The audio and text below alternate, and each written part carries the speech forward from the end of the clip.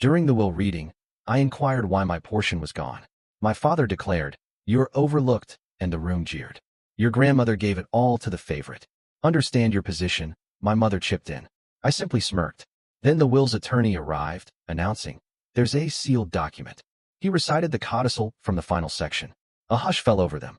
However, as the lawyer uttered the subsequent words, "Can you imagine pouring your heart, your energy, and your entire bank account into your family, only for them to look you in the eye, laugh, and tell you that you don't even exist? What happens when the people you'd move mountains for decide you're nothing more than a forgotten detail?" My name's Albert, I'm 33, and I'm a commercial pilot. I'm the oldest kid, the one who always showed up early and flew home late. I know gate codes, emergency procedures, how to land in crosswinds in a blizzard. And I also know my family. I know the endless praise for my younger brother, the constant jokes at my expense, and the deafening silence whenever I dared to ask for a shred of fairness. People think pilots live glamorous lives. Most days, it's a 4 a.m. alarm, stale coffee, and smiling through endless delays. My days off, those were spent fixing things at my mom's house. Smoke detectors, leaky sinks, the garage door that was always on the fritz. When my little sister needed tuition for a certificate, I sent her the money, telling her to call it a loan with no due date. No pressure. When Dad asked for help after his second layoff, I drove him to interviews, bought him a simple suit, and pretended I didn't notice Mom whispering, "Don't make him feel small." I was the dependable one. The "he'll figure it out, son." The one who skipped trips, put my own life on hold, so there'd be money for someone else. Always someone else. The inheritance meeting was scheduled for a Wednesday, 10 a.m. I landed from a red-eye at 8:07 a.m., eyes burning from the dry cabin air, my uniform jacket slung over my arm. Grandma had passed away 2 months earlier. She was the one who practically raised us after school, the one who kept a jar of caramels in the pantry and a leather-bound ledger in a drawer. She wrote everything down, even who took the last tea bag. She used to say, "The only way to stay kind is to stay clear." I believed her. We met at the lawyer's office. A big, walnut table. Tiny glasses of water sweating onto coasters. My brother, Mark, sauntered in wearing gym shorts and a hoodie, his gold chain glinting. My mom straightened her blouse, eyes narrowed, and hissed, "Don't start anything." Like I was the one who planned a fight. Dad kept his sunglasses on, even indoors. My sister just hugged me and whispered, "You look tired." I did. I hadn't slept in what felt like days. The trigger hit before the lawyer even sat down. I glanced at the printed list on the table, names and allocations. My name wasn't there. My stomach dropped. "Where am I?" I asked, my voice calm, almost unnervingly so, like I was asking for extra napkins. Dad didn't blink, didn't even flinch. "We forgot you," he said, flat, emotionless. Mark actually laughed. A snort through his nose. Mom added, her voice dripping with judgment, "Your grandma handed everything to the golden child. Know your place." She nodded towards Mark, who preened. "He took care of her. You were always gone." "I was flying," I said, my jaw tightening. "Exactly," Mom shot back. For 1 second, just one, I felt pure rage clench my muscles. Then I smiled. A pilot smile. The one that says, "We'll hit turbulence, but we'll be fine." Inside, I knew I was anything but fine. The estate lawyer walked in, a gray suit, a precise voice. "We have a sealed letter," he announced. He opened a thick envelope, unfolding a page written in Grandma's familiar, elegant script. He started reading from the last page. The room went silent. My mother's mouth flattened into a thin line. Mark leaned back, arms folded, a smug look on his face, like he already knew the ending. Then the lawyer read the next line. And the entire room, the whole universe, just shifted. "And if anyone laughs," he read, "stop and check the math." No one moved. Even the AC seemed to hold its breath. I didn't say a word. I just watched. You don't become a pilot without a routine. Mine started long before I ever flew a commercial jet.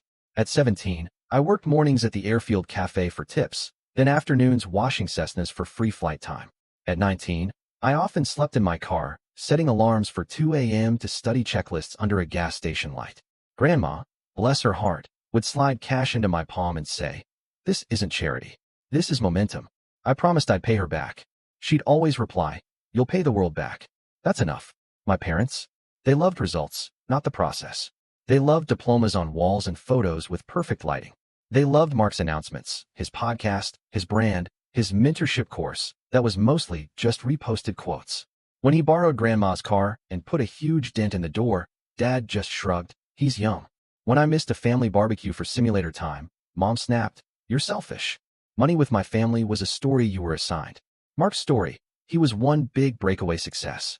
My story, I was fine. Fine. Meant I paid for things without ever mentioning them. Fine. Meant I sent Zelle transfers for emergencies that kept conveniently happening. It meant I replaced Dad's hot water heater and let him tell everyone a buddy gave him a discount. 3 years ago, when Grandma fell and broke her hip, I picked up a red-eye flight just to be in town. I changed light bulbs, timed her medication, labeled her drawers, and set up autopay for her utilities. Mark? He posted a selfie eating soup with her, captioning it, #time is the real wealth. He stayed for 20 minutes. It got worse after Dad's second layoff. Mom started her usual refrain, "Your brother's under pressure, Albert. Help him just this once." Just this once, ballooned the way temporary leases become 5-year plans. Mark asked for $3,000 for a coaching certification, then $4,500 for inventory. When I hesitated, he'd send me a frantic voice note. "Bro, you don't get it. The algorithm is about to turn in my favor. It's the window." He said, window, like gravity didn't apply to him. One night, Mark called at 11:54 p.m. "I need $7,200 by tomorrow. The course closes at noon." I was on a 6 a.m. departure. "No," I said, plain and simple. He went quiet. Then, a dramatic sigh, "Wow. Thought you were family." The line went dead. Mom called 5 minutes later. "He's your brother." "I know," I said. "You should help him out, just this once." Her voice slid into the old, familiar groove. "He's trying to better his life. He's trying to buy time." I countered, "With my hours." Silence. Then the gentle blade. "You've always been selfish." I swallowed the heat rising in my throat. "I have a flight," I said, and hung up. It should have ended there. But family systems don't end. They recycle. The next day, I stopped by to fix their thermostat. Mark was on the couch, controller in hand. He smirked as I walked in. "Still not going to help?" "Nope." He stood, walked to the hallway, and blocked it with his body. "Say you're sorry," he said, grinning like it was a joke. "For what?" "For forgetting who runs this family." I didn't answer. I just stepped around him, swapped out the thermostat batteries, and left. That night, a cousin texted me a screenshot of the family group chat. "Mark, Albert's making money his whole personality." An aunt replied with an eye-roll emoji. Mom wrote, "He's not good with people." I scrolled in bed, the room bathed in blue phone light, and felt something cold settle deep inside me. Anger burns fast. If you let it cool, it turns into something sharper. Patience. I logged into my accounts and changed passwords. I canceled the streaming profiles everyone used. I turned off the Apple Music family plan. Small stuff. Noise reduction. 2 weeks later, Grandma died in her sleep. I booked the red-eye home. At the wake, Mark shook hands like a politician on the campaign trail. "We're doing a fundraiser in her honor," he told anyone with a pulse. "I'll run it." He didn't ask. He declared. After the funeral, there was a family discussion at Mom's kitchen table. My name was a chip they slid around when needed. Mom said, "Your brother is going to live in Grandma's house to maintain it until probate ends." She said maintain, like protect. She looked at me. "You'll cover the property tax for a quarter, just until we sort out the accounts." "That's not mine," I said, a dangerous calm in my voice. Dad leaned back, crossed his arms. "Everything you have came from this family." "That's not true," I said.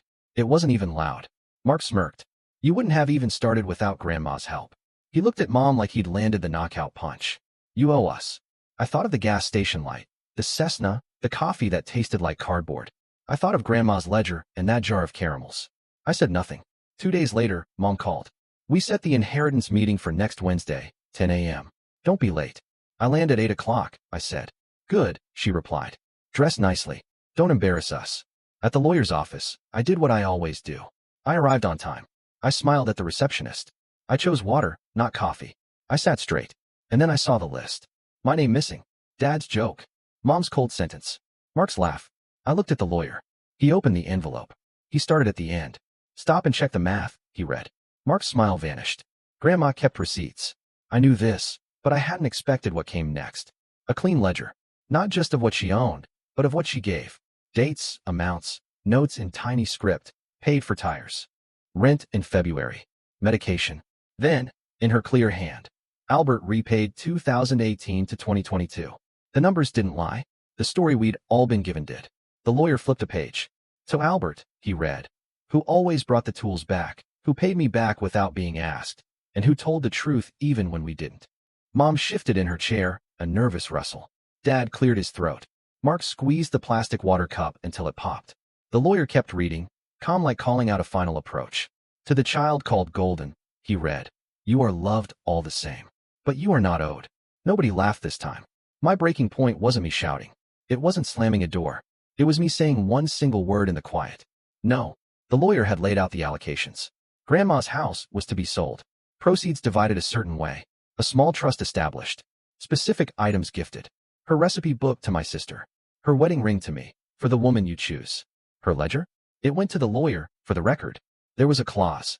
If anyone contested, their share was reduced to $1. Grandma had truly done her homework.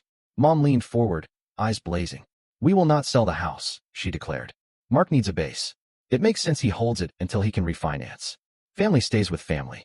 The lawyer cleared his throat. "Mrs. Garrison, the will is guidance." Mom cut him off. "We'll do what's best for us." That's when I spoke. "No." The room rippled. Mom turned slowly, her face a mask of disbelief. "Excuse me." "No." I said again, my voice steady, unyielding. "We follow the will." Dad let out a short, sharp laugh. "You think you can force us?" "I don't have to," I replied. "She already did." Mark leaned forward, trying to be conciliatory. "Bro, be smart. Let me hold it for a year.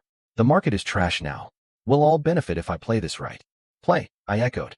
"With what money?" He blinked, confused. "With the funds," he said, as if there was a line I'd missed. "The funds you withdrew from Grandma's account in the last 3 months." I asked, light as a weather briefing. "The withdrawals you labeled groceries that were actually ATM pulls at a casino and a sneaker store?" Mom's face changed.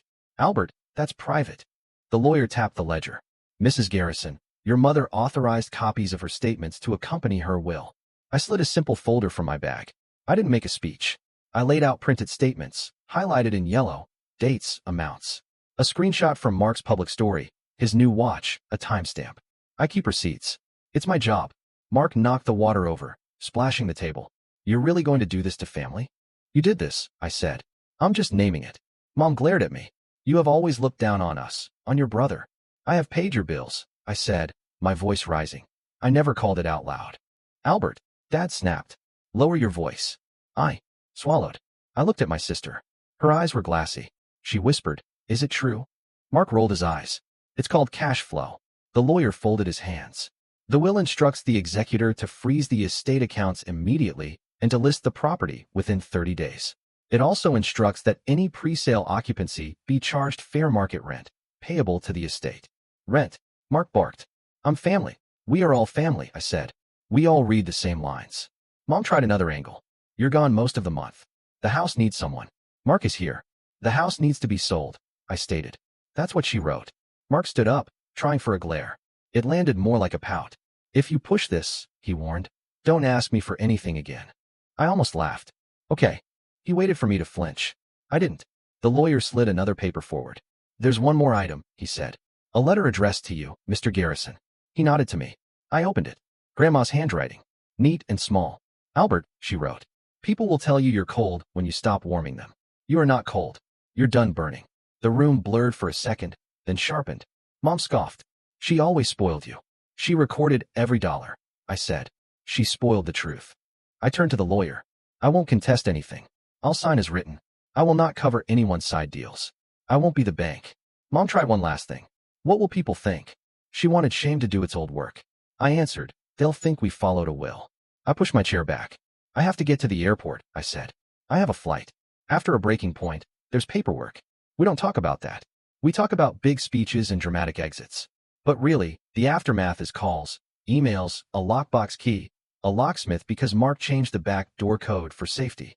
It's the realtor taking photos while Mom stands on the sidewalk, arms crossed, telling the neighbor, "We're just exploring options." It's me emailing the executor and CCing the lawyer. The subject lines were clean, listing timeline. Utility readings. Final meter photo attached. It's breakfast alone at 5 a.m. Eggs rubbery. Flight bag at the door. It's sleeping in hotel rooms that smell like lemon cleaner and air that's too dry. You stare at the ceiling and think about ledgers and jars of caramels. It's the family chat silent for a week, then exploding at 11:13 p.m. "Mark, you're a snake." "Mom, you humiliated us." "Dad, we expect you to apologize to your mother." "My sister, I didn't know." I typed one message. "Please direct all estate questions to the executor." I muted the chat. I moved with a new kind of quiet. I stopped defending myself. I stopped explaining. When a cousin texted, "We heard you forced the sale," I sent a screenshot of the clause. Any contest equals $1. I didn't add commentary. I didn't need to. The line spoke for itself. Mark escalated. Of course he did. He tried to move into the house and made an Instagram reel on Grandma's porch, hashtagging #legacy and #grind. The executor sent a rent demand. Mark posted a story calling it harassment. I sent the story to the executor. They sent a notice to vacate. When he called me 5 times in a row, I let it ring. I had pre-flight to run. Fuel, weather, alternate airports. Mom tried shame again. "You made your brother homeless." "He has an apartment," I said. "He kept 2. "That's not the point," she shrieked. "It's exactly the point," I corrected. On a layover in Denver, I walked the hotel hallway, trying to burn off the noise in my head. A passenger recognized me from the flight. "You looked so calm in that turbulence." "Thank you." I nodded. "That's the job," I said. I thought, it's also the life. 2 months in, we had a buyer. A young couple with a baby. They loved the kitchen and the big maple in the yard. I stood in the empty living room, the carpet lines still visible from the cleaner, and I felt it in my chest. Grief and relief, braided together. I touched the wall where Grandma used to lean to tie her shoes. The paint of the shade lighter there. "Thank you," I said aloud, and hoped nobody heard me. When the sale closed, the checks went out as per the will. No surprises, no corrections. Mark got less than he'd fantasized, but still more than he deserved.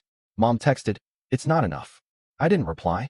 That week, my life got bigger and quieter at the same time. I flew an Anchorage run I'd been bidding on for months. Long stretches of blue and white, the kind of cold that cleans your head. After touchdown, I walked outside, my breath like smoke, and felt more like myself than I had in years. I started saying yes to things that weren't about fixing problems. Coffee with a flight attendant who loves bad horror movies. A Saturday morning volunteering at the aviation program Grandma used to donate coffee cans to, for kids building model planes. A used guitar leaning against the wall in my apartment, because I wanted noise that wasn't someone else asking for something. The family didn't like my quiet. Mark attempted a new tactic. He posted a screenshot of a fundraiser in honor of Grandma. $25,000 goal, funds to start a nonprofit for financial literacy. I texted the executive the link. They replied, "We'll ask for documentation." Within a day, the fundraiser disappeared. Mark posted a gym selfie instead, captioned, "Keep pushing when they want you to quit." Okay, Aunt Rebecca called and opened with, "We all think you took things too far." I said, "We followed the will." She said, "Still." I said, "I have to pre-flight," and politely ended the call. I wasn't rude. I was exact. That was new for me. My sister came over with a box of index cards. "Grandma's recipes," she said, her eyes wet. She wanted you to have copies. We sat on my floor. We read, "Mashed potatoes, more butter than you think." We laughed and cried at the same time. She said, "I'm sorry I didn't see it." I said, "Me too. Not for the will. For the years." 3 months later, Mark sent one more message. "You happy you broke the family?" I typed and deleted 3 replies. I settled on one. I set a boundary. It broke the system. I put my phone face down. I went to the window and watched a contrail scratch the sky. At work, someone put my name in for a training program. I got it. It meant better routes, fewer overnights, more control of my schedule. I signed the acceptance, then sat still and let the good thing be good. I made a list of simple purchases. New luggage, a better pan, a brighter lamp. I checked off each one over a month. Cash. No drama. It felt like reclaiming square inches of life. On a Sunday, I took the ledger photocopy the lawyer had given me and slipped it into a manila folder at the back of my closet. I wasn't going to stare at it every day. It wasn't a trophy. It was proof I wasn't crazy. That matters. The biggest change wasn't money. It was permission. Permission to eat dinner when I was hungry, not when Mom needed a ride. To say yes to a movie on a Tuesday. To turn off my phone and just sleep. To believe that care can be quiet and still be real. One night, I dreamed of Grandma. She was at the kitchen table, counting caramels into a bowl. She looked up and said, "We don't keep score to win. We keep score to know when to stop." I woke up with my chest unclenched in a way I hadn't felt since I was 19, under that gas station light. I made coffee and texted my sister a photo of the sky from my balcony.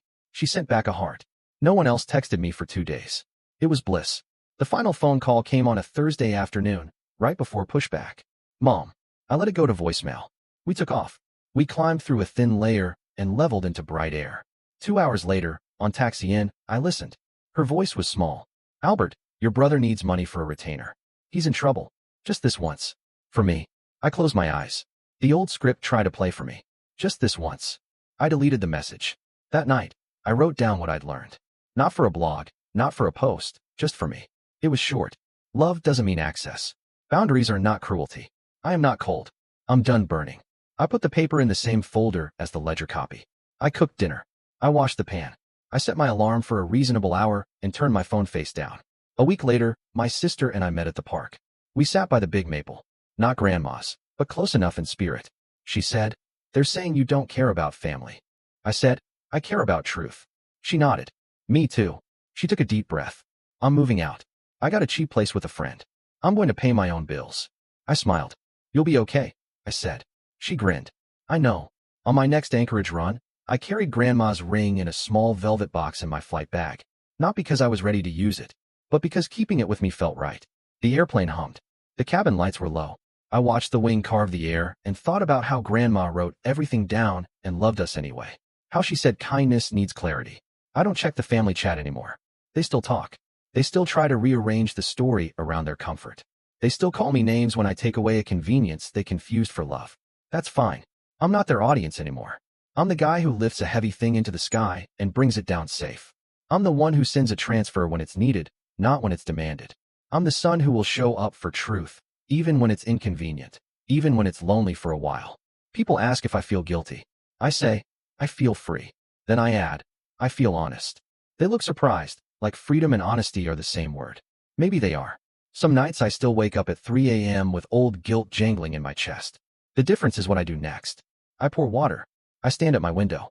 I breathe. I say out loud, I'm not cold. Then I go back to bed. The morning after one of those nights, I found an envelope under my apartment door. No return address. Inside was a photo of Grandma sitting at her kitchen table, the ledger open, a caramel halfway unwrapped. My sister had slipped it there on her way to work. On the back, she'd written, clear and kind. I put the photo on my fridge. It doesn't glow like a notification. It doesn't argue. It just sits there, reminding me of the rule that finally saved me. Keep score to know when to stop, then stop. So, here's the thing.